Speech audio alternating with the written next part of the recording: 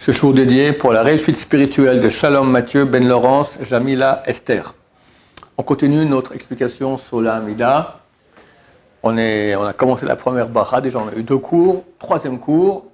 On est arrivé à Koneh Akol. Koneh Akol, donc on avait dit c'est, vu que Dieu a créé le monde, connaît, il acquiert tout. Tout lui appartient. Regardez un peu quelle chance on a de pouvoir s'adresser à Hachem, qui est tellement énorme et grand et immense. Nous, petits moustiques de rien du tout, nous permet de lui parler. Si on se rend compte un peu de cela, on n'aurait pas la force d'ouvrir la bouche. Bon, mais c'est aussi un père qui est Rahman, miséricordieux et qui veut notre bien. On continue. Koneh Akol, Vezocher Hasde Avot. Il se souvient des chassadim, des bontés, des avot, des patriarches. Abraham, Isaac et Yaakov. Ça veut dire quoi? 2 sens. Premier sens, il se souvient de ce qu'ont fait Abraham, Isaac et Yaakov. Ils tous ont fait beaucoup de mitzvot, ils ont proclamé le nom de Dieu dans le monde, ils ont souffert pour cela. Ils étaient tellement saints que de eux est sorti le peuple juif. Donc Dieu se souvient de toutes ces actions de sainteté qu'ont fait les patriarches. Premier sens. Deuxième sens, Vezocher Hasde Avot, Dieu se souvient des chassadim, des bontés qu'il a promis aux Avot de faire à leur descendance. Notamment, qu'en fin de compte, on va être sauvé. C'est la suite du texte d'ailleurs dans cette bracha, que Dieu amène le Messie, le Mashiach, d'accord? Donc Dieu se souvient des promesses de bonté qu'il a fait aux Avot, et quand on dit ça dans la prière, il faut essayer de penser les deux. Vezocher Hasde Avot, il se souvient Hasde des bontés qu'ont fait l'Avot et des bontés qu'il a promis aux Avot de faire à leur descendance. Umevi Goel, livne vnehem leman shmo be'ahava. Umevi Goel, et il amène le Rédempteur, c'est donc ça les Hasde Avot, d'après un des sens. Les bontés qu'Hachem a promis, qui va amener le Goel, va amener le Mashiach. On aurait pu croire qu'on est destiné dans ce monde à rester sans cesse le peuple d'Israël, vu que nous on représente Hachem, et la Torah, la sainteté, le bien, et qu'on est en minorité terrible par rapport au mal, donc on souffre. Alors peut-être qu'on est destiné à rester sans cesse dans la souffrance, qu'une fois on aura peut-être Olam Haba. Non. À la fin aussi, dans ce monde-ci, il y aura un dévoilement d'Hachem. Ça c'est Umevi Goel. Il amène le Goel, le Rédempteur. Umevi Goel, livne vnehem, à ses petits-enfants. Livne, les enfants, venehem, de leurs enfants. Les enfants des Avot. Les enfants des Avot, c'est nous. On est les petits-enfants des Avot. Les enfants des Avot, c'est qui les enfants des Avot? Il faut penser à ce moment-là, Shifte Ya, les 12 tribus. Pas les 12 tribus, les maîtres, les pères des 12 tribus. Rouven, Shimon, Lévi, Yehuda, Issachar, etc. D'accord? Donc, il amène le Rédempteur, Livne Vnehem, aux enfants des Avot, les Ma'an Shemo, pour son nom. Beaucoup de gens attendent Mashiach Baruch Hashem. Attends, il y en avait très peu. Aujourd'hui, il y en a beaucoup. Mais il y en a peu qui attendent Mashiach pour les bonnes raisons. Beaucoup attendent Mashiach, c'est fini, plus besoin de travailler. Enfin, je pourrais rendre mon prêt de la banque, d'accord, il y a toujours des intérêts, puis on n'arrive pas à s'en sortir. Il y en a qui attendent pour, je sais pas, ils croient que moi, je vais revenir, on va aller au bord de la mer, au Club Med, d'accord, dans le hamac avec, voilà, ils rêvent complètement. Ou bien c'est fini, il n'y aura plus de maladies. Quand des gens sont malades ou ils ont des malades proches, ils attendent tous Mashiach beaucoup plus fort, d'accord, comme ça Mashiach reviendra, c'est fini, tout le monde va guérir. Il y a 40 000 bonnes, mauvaises raisons d'attendre Mashiach. C'est clair que Hachem amène beaucoup de malheurs dans le monde actuellement, beaucoup de souffrances, le Covid, tout ça, c'est beaucoup de pression de tous les côtés, parce qu'il veut qu'on attende Mashiach. On doit nous arriver à essayer de l'attendre aussi pour les bonnes raisons. Ça ne veut pas dire que c'est des mauvaises raisons totales. C'est du bien aussi pour attendre pour guérir, pour attendre pour payer ses dettes, etc. Mais le mieux, c'est d'attendre pour les bonnes raisons, qui sont les Ma'an Shemo, comme on le dit là. On me dit Goël, amène le Rédempteur, l'Ivne Vnehem, à leurs petits-enfants, les Ma'an Shemo pour son nom. Nous sommes amoureux d'Hachem. C'est la chose essentielle qu'Hachem veut. Je viens de dire maintenant, Messati Sharim, tu sais déjà, il dit comme ça, tu as déjà appris que l'essentiel, que ce que veut Hachem, c'est notre amour. Maintenant, quand tu es amoureux d'Hachem, et il est absent, c'est ça qu'il est absent, il est là, mais on ne le voit pas, son dévoilement est absent, sa réalité qui amène tellement de bien est absente, parce qu'on voit qu'il y a beaucoup de mal dans le monde. Son nom est profané dans le monde, tout le monde rigole, son peuple est profané dans le monde, d'accord? Nous, on attend qu'il vienne pour enfin il se dévoile, que son nom soit connu de tous. Comme on dit à la fin de la prière, le summum de la prière, c'est la dernière partie de la prière que beaucoup confondent avec Tfilat HaDerech. Je crois que c'est la prière de la route, déjà, quand on part, on fait Tfilat HaDerech, d'accord? C'est extraordinaire cette prière, elle est énorme. À ce moment, quand on se prosterne, on dit alors on reçoit tout le flux, tout ce qu'on a fait comme action de la prière. C'est fantastique, c'est quelque chose de très très grand, mais ça reste là-haut. Pour que ça vienne sur nous, quand tu te prosternes au hop, ça vient sur nous. Il y en a qui ne disent même pas, d'accord? Ils sont en train déjà de ranger leur talit, et ils passent à côté de la chose. Qu'est-ce qu'on dit dans cette prière qui est tellement grande? Justement cela.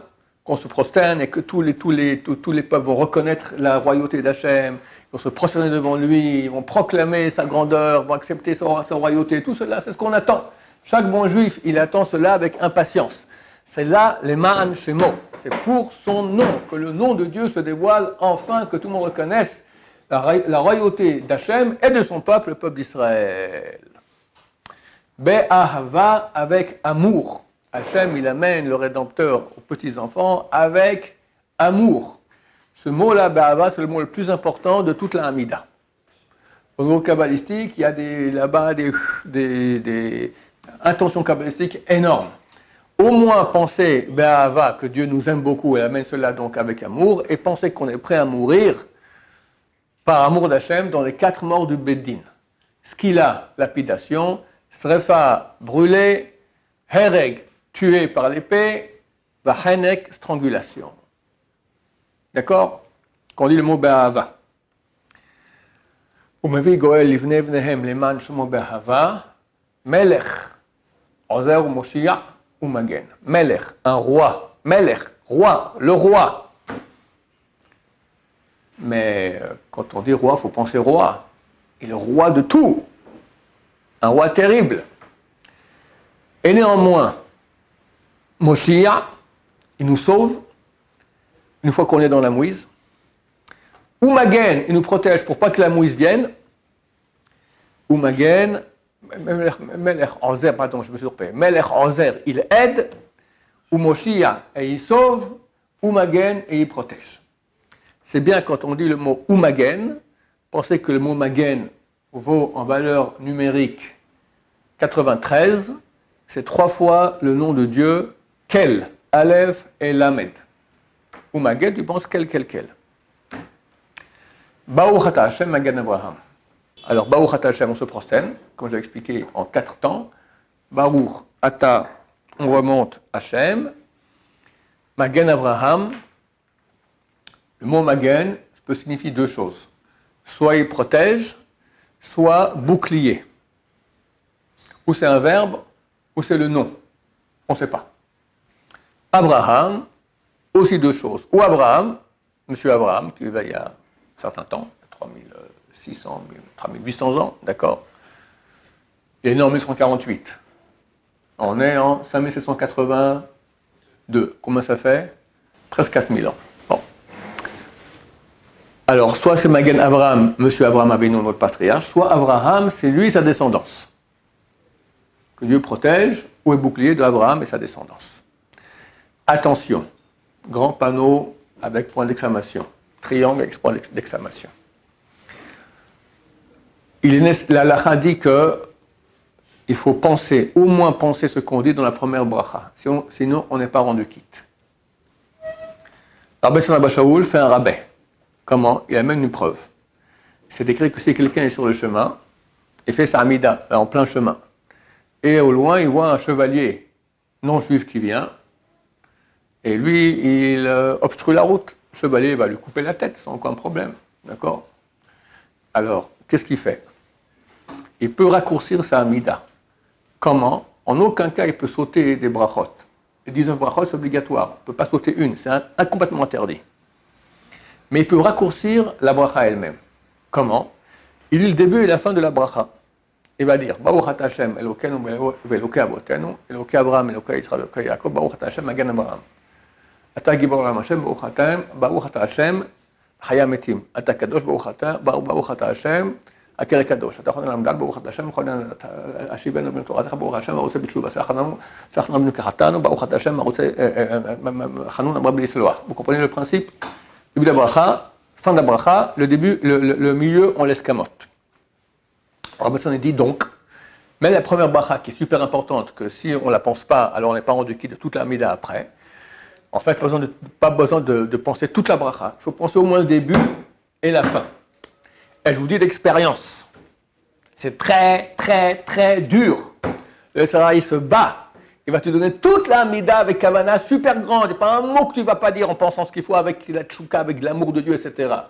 Mais le début de la bracha, Baruch Ata Hashem, Elokeinu, tu n'es pas encore dans le coup. Tu es encore en train de penser à ce que tu pensais avant à la mida, d'accord? Tu es un peu encore dans les tralala. Et même si tu arrives ça, le plus dur, Baruch Ata Hashem Magen Avraham, le SRA, il se bat que c'est 5 mots, 5 malheureux mots. Tu penses à autre chose. La bataille, elle est là. Grande bataille. On continue. Deuxième bracha. Attendez, j'ai encore une dernière chose à dire aussi. Magen Avraham, c'est bien. Celui qui veut rajouter un petit truc sympathique. Quand on dit Baruch Ata Hashem Magen Avraham, Magen, pensez que ce sont les initiales de 3 anges. Mem, c'est Michael. Gimel, c'est Gabriel. Nun, c'est Nouriel. Donc tu penses Baruch Ata Hashem, Magen, tu penses Magen qui protège. Il faut aussi faire attention quand on fait des pensées kabbalistiques comme ça avec des anges et des trucs et des noms de Dieu. On a tendance à oublier de penser au sens simple. Il faut penser d'abord au sens simple. Magen Abraham qui protège Abraham. En même temps, tu penses aussi Michael, Gabriel et Nouriel. Ok? Deuxième bracha. Ata Gibor Laolam Hashem. C'est clair qu'il y a un rapport entre la bracha et Abraham, la deuxième avec Yitzhak et le troisième avec Yaakov Avinu. Donc la deuxième, c'est la Gvura. Yitzhak, c'est qu'il avait beaucoup de force. Il est capable d'accepter de se faire égorger. D'accord? C'est une maîtrise de soi énorme. Donc une grande vaillance. On commence dans cette bracha à parler de la vaillance d'Hachem. Ata Gibor, tu es puissant, tu es Gibor, tu es vaillant. Laolam, pour l'éternité, Hachem. Contrairement à tout vaillant qu'il y a, toute puissance qu'il y a sur terre, dans l'univers, dans quoi que ce soit, elle va, au bout d'un moment, elle perd sa force, elle disparaît. Le seul qui reste pour toujours, dans toute sa puissance énorme, qu'on n'a aucun moyen de définir, c'est Hachem. Il reste toujours aussi fort. Ata Gibor Laolam Hachem. Tu es puissant, vaillant, Laolam pour l'éternité, Hachem. Il est bien aussi ici de penser les racheter les initiales. C'est un nom saint. Aleph, Gimel, Lamed et puis Aleph. Initiale de Ata, Aleph, Gibor, Gimel, Laolam, Lamed, Hachem, Aleph. D'accord? Le Hachem, ce n'est pas le nom habituel Yud Kei Vav Kei. Là, on pensera que, parce que c'est écrit Ado et puis Naï, c'est écrit comme ça. Aleph, Dalet, Nun, Yud. Donc on pensera maître de tout. Mechayem Etim Ata Rav Loshia. Mechayem Etim qui fait vivre les morts. Rav Loshia, Morid Atal, Mechakel Chaim Bechesed, Mechayem Etim Ba'achamim Rabim, qui fait vivre les morts avec beaucoup de miséricorde. C'est écrit 2 fois dans cette bracha, qui fait vivre les morts. Pourquoi on répète 2 fois la même chose? En fait, c'est une erreur. Le premier, c'est pas qui fait vivre les morts. Le premier, c'est Mechayem Etim, il faut penser, tu nous fais vivre à nous.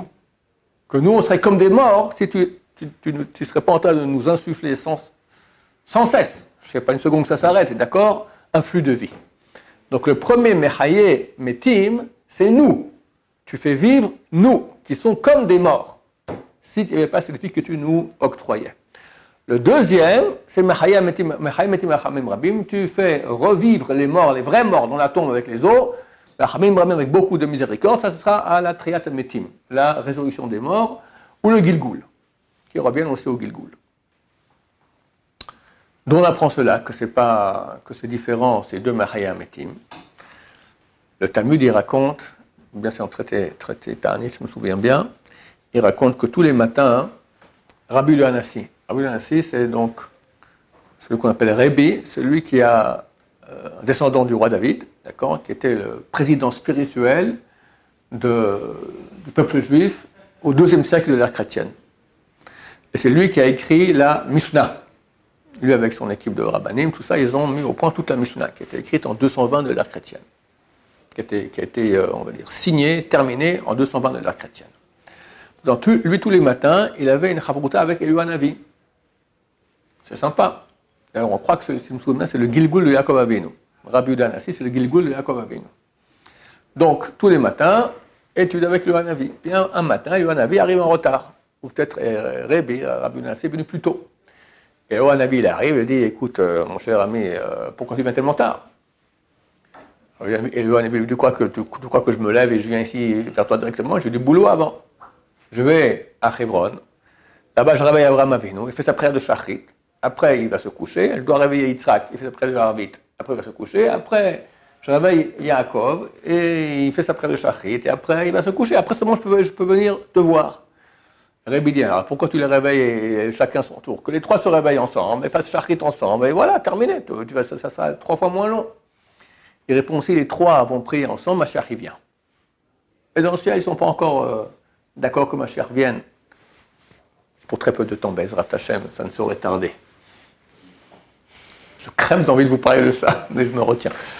Rabbi Yehuda Hanassi pose la question à Eliyahu Hanavi, dis-moi, est-ce qu'il y a des gens dans ce monde-ci aujourd'hui qui sont comme ces trois, que s'ils prient les trois, Mashiach vient, il dit oui. Ton chavruta à toi, Rabbi Chia. Rabbi Chia, c'était un chavruta, un ami, un copain d'études, un partenaire d'études de Rabbi Yehuda Hanassi. C'est un sadique énorme, Rabbi Chia, et ses 2 enfants, Tzidkiya, Chizkiya et, comment il s'appelle, Yehuda et Chizkiya, les 2 fils de Rabbi Chia. Tov. Le lendemain matin, Rabbi Yehuda Hanassi vient à la synagogue et il dit aux 3, c'est vous qui vous priez les 3 ensemble chez Artzibour. D'accord. Bon. Il commence. Magan Avraham. Ata Gevorah Hashem, Mechayem etim ata. Rav Eloshia, Mashiv Aruach, c'est en hiver. Mashiv Aruach, qui souffle le vent. Commence un vent énorme. Morid Ageshem, il se met à pleuvoir, tout ça. Qu'est-ce qu'il y a après comme mot? Mechayem etim berachamim rabim, qui réveille les morts avec grande miséricorde. Il y a une boule de feu qui est rentrée dans la synagogue, qui se met à tourner comme ça, tout le monde part en courant. Et dans le ciel, Eliyahu Hanavi a reçu 60 coups de bâton de feu d'avoir dévoilé ce truc-là à Rabbi. Quoi, tu vas venir Mashiach avant que le temps arrive? On a encore, hélas, beaucoup de temps à attendre. Donc on voit par cela que quoi? D'abord qu'on ne peut pas faire venir Mashiach comme ça avec des combines ici, donc c'est qu'ils ne sont pas d'accord. Mais on voit que c'est seulement quand ils s'approchaient à dire maintenant le deuxième que la boule de feu est venue parce que tous les morts allaient ressusciter. Mais ils ont dit déjà un premier Mechayem etim. Ata Gevorah Hashem Mechayem etim ata. Donc on voit que Mechayem etim le premier, ça ne parle pas des morts. Ça parle que Dieu octroie la vie à nous qui sommes comme des morts si ce n'était qu'il nous donnait la vie.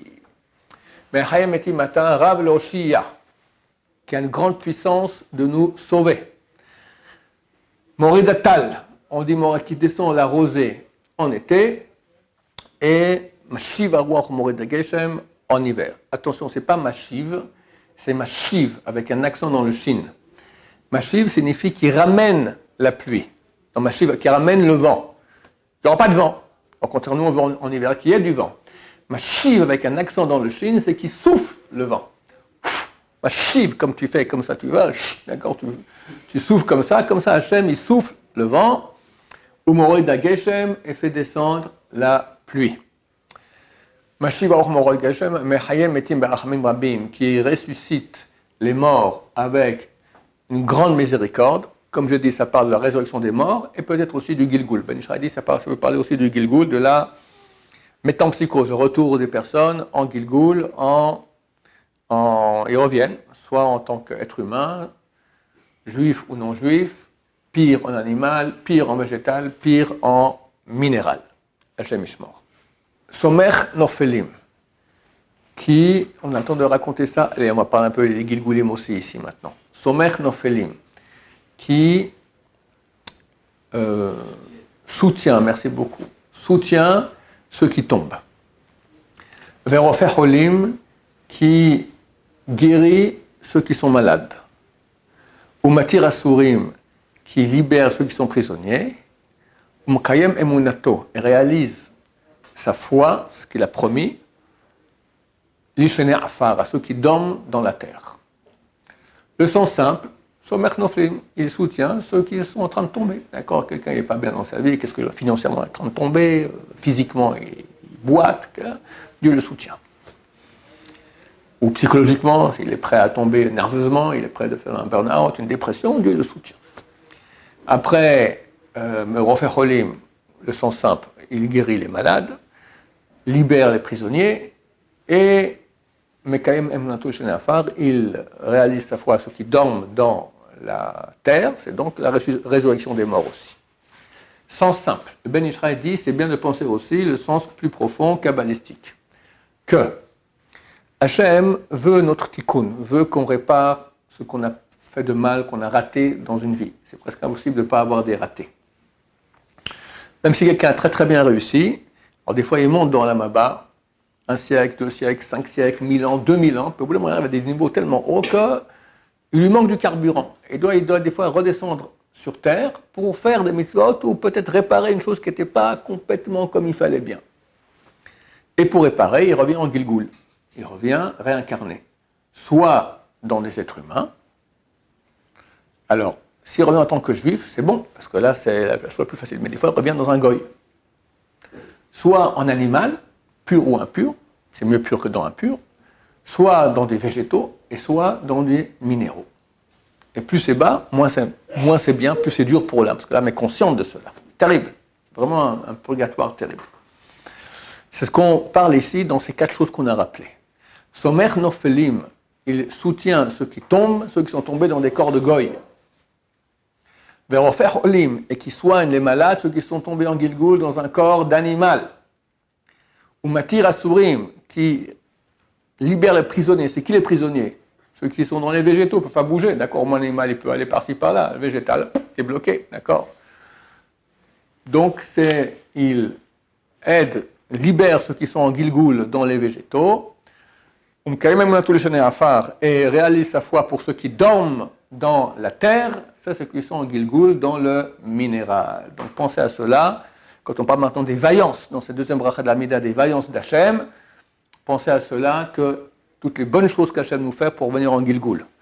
Rabbeinu Ahari, Rabbi Chaim Vital, il écrit donc il a un livre qui s'appelle il y a 8 livres qu'a écrit Rabbi Chaim Vital, des enseignements de son maître Rabbeinu Ahari. Un s'appelle Shara Gilgulim, le portail des Gilgulim. Là-bas, comme son nom l'indique, il parle des Gilgulim.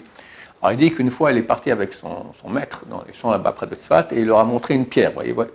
Alors vous vous souvenez de notre ami Yosef Hakohen, je ne sais plus comment il s'appelait, d'accord, et en Gilgoul dans une pierre.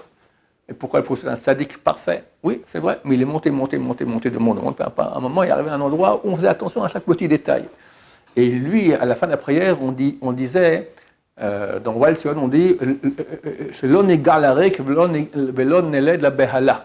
qu'on ne bosse pas pour rien et qu'on ne met pas au monde pour la peur, que nos enfants aillent dans la bonne voie, d'accord?